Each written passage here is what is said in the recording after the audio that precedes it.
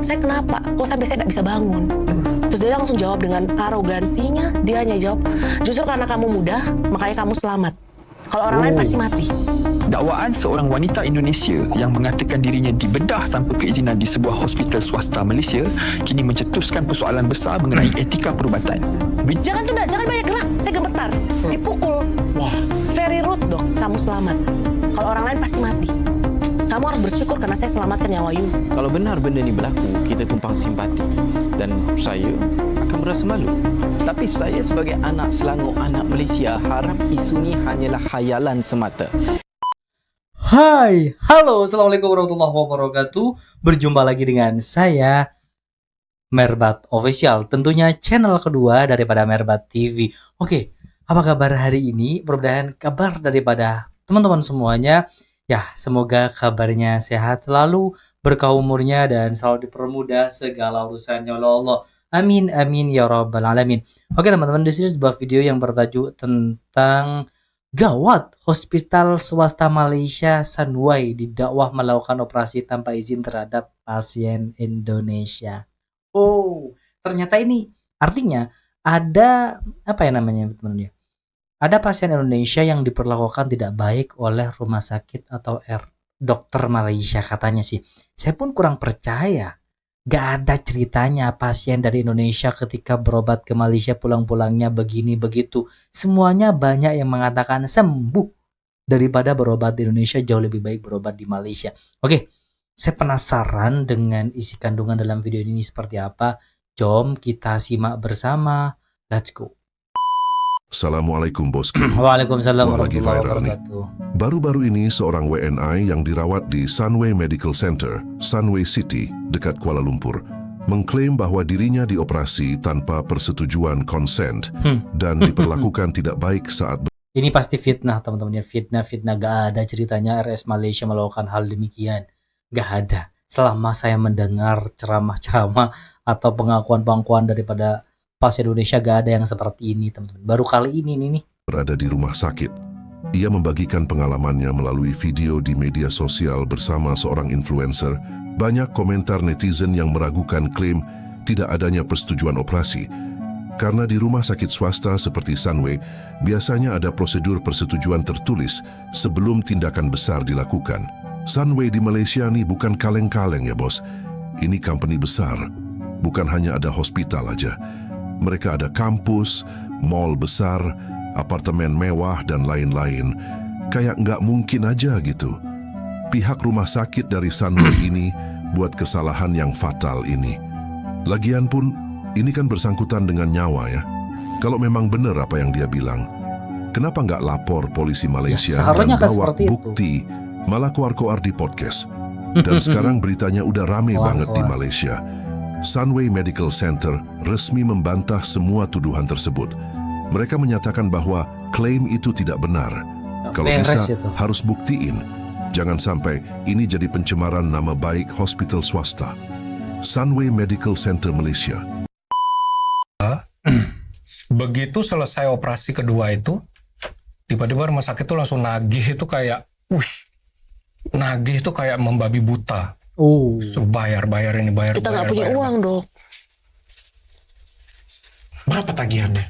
Waktu itu aja itu sudah 200 ribuan ringgit lebih. 200 ribu ringgit lebih. Berapa itu Kak kalau di rupiah ini 200 ribuannya? Kali dah. 700-an juta. 700-an juta? Ya. Oke. 200 ringgit itu setara dengan 400 juta.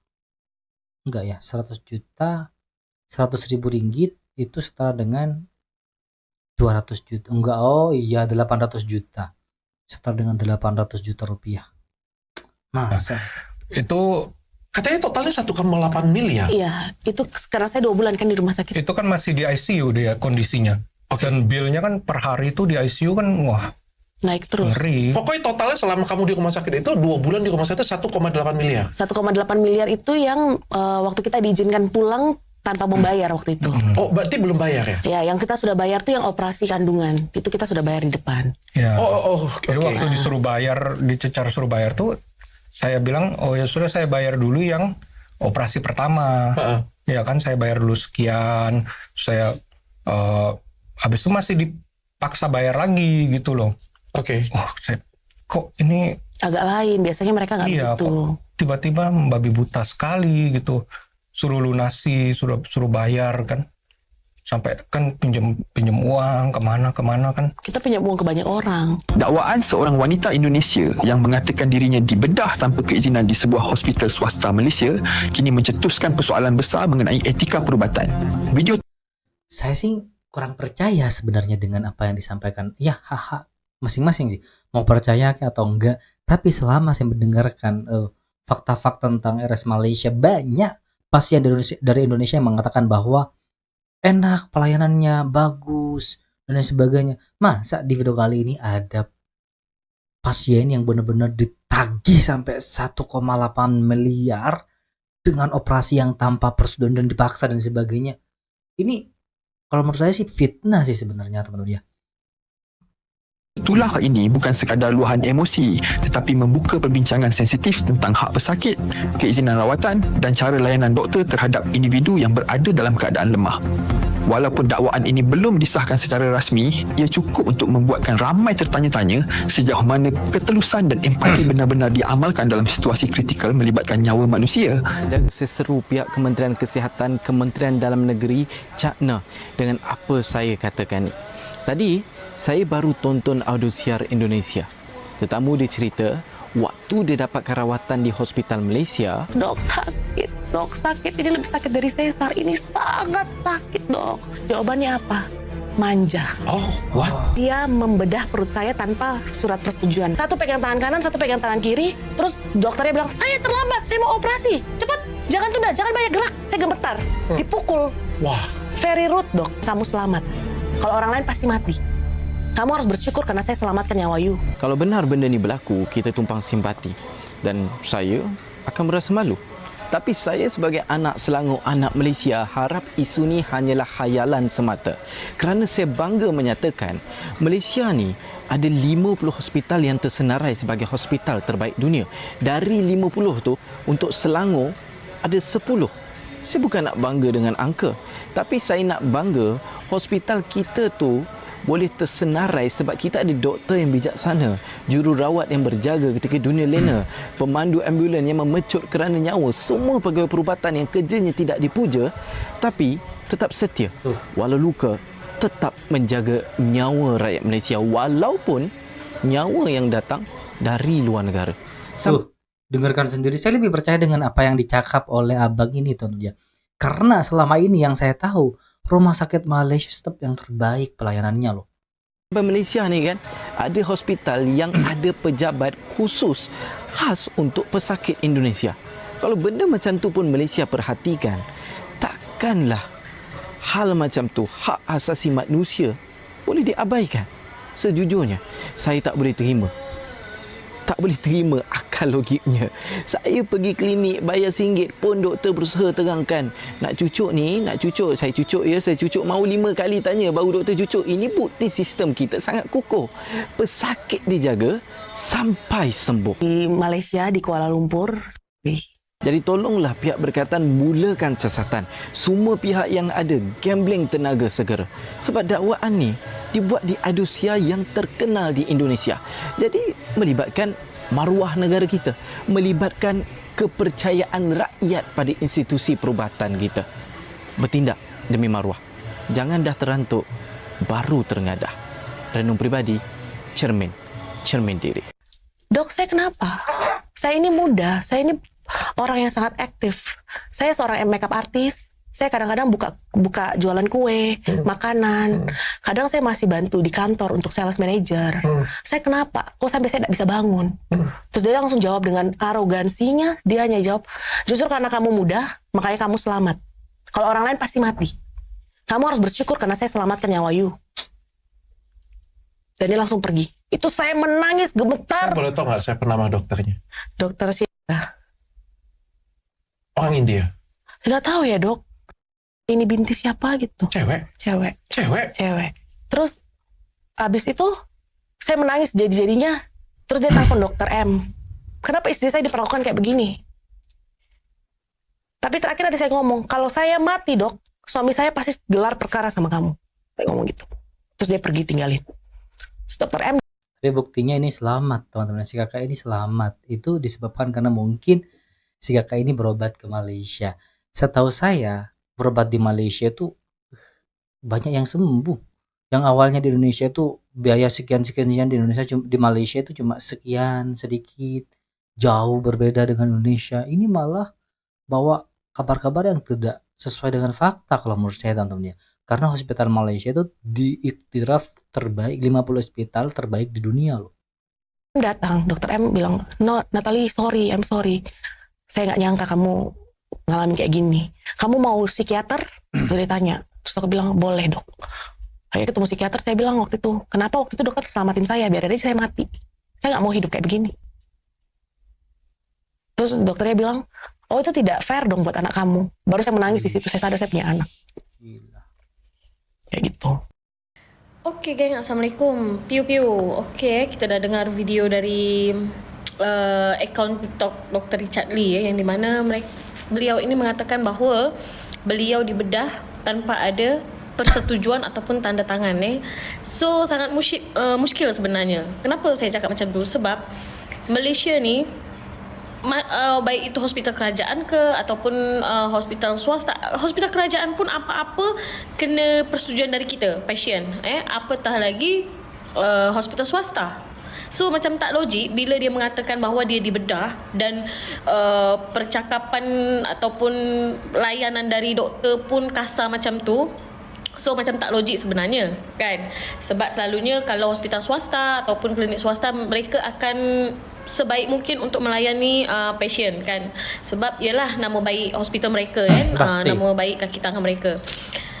Sedangkan kalau kita pergi hospital kerajaan pun, apa-apa pun sedetail-detailnya pun kita akan pihak hospital akan meminta kita persetujuan untuk tanda tangan. Faham? So sedaya upaya mereka akan kontak keluarga ataupun ialah ahli waris, dan termasuk dengan kita juga, bersetuju atau tak bersetuju. Apatah lagi ini melakukan pembedahan.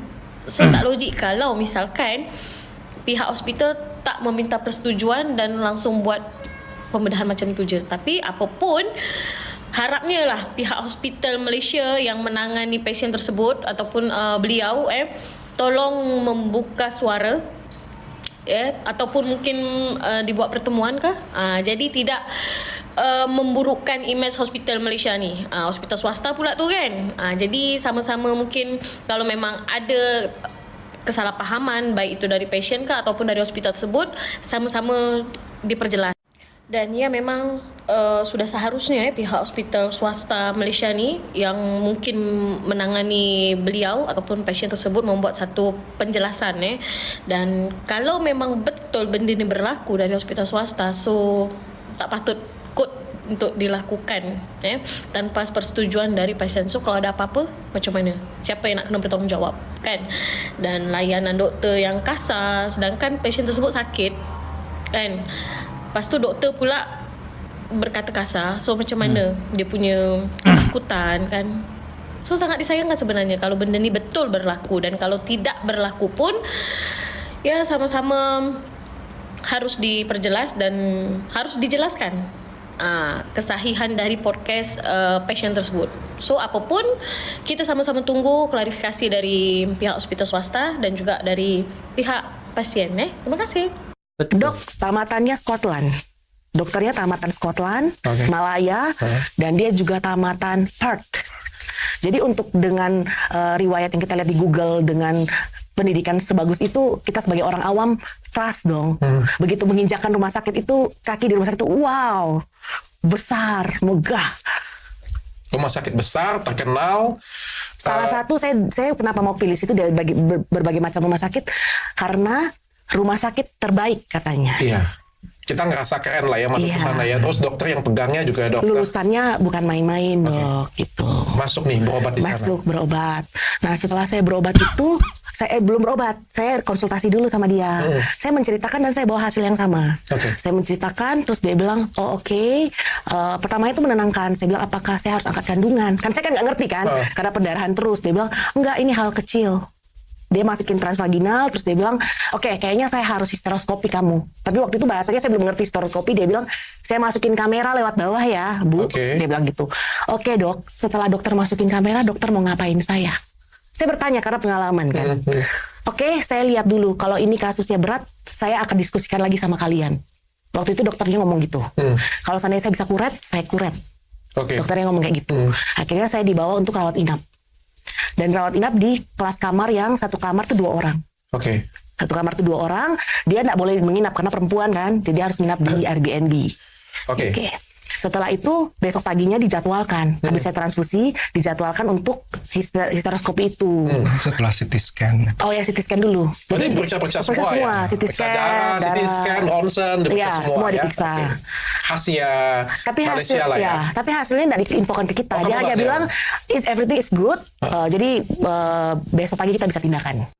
Okey, Assalamualaikum geng. Piu piu. Okey, Okey, kita dah piu, piu. mendapatkan statement dari Sunway Medical Center yang di mana Oh, sudah ada jawaban daripada pihak rumah sakit berarti ya. Ataupun dari salah satu dokternya mungkin ya. 6 Januari 2026. Oh, kemarin. Sekarang tanggal 25.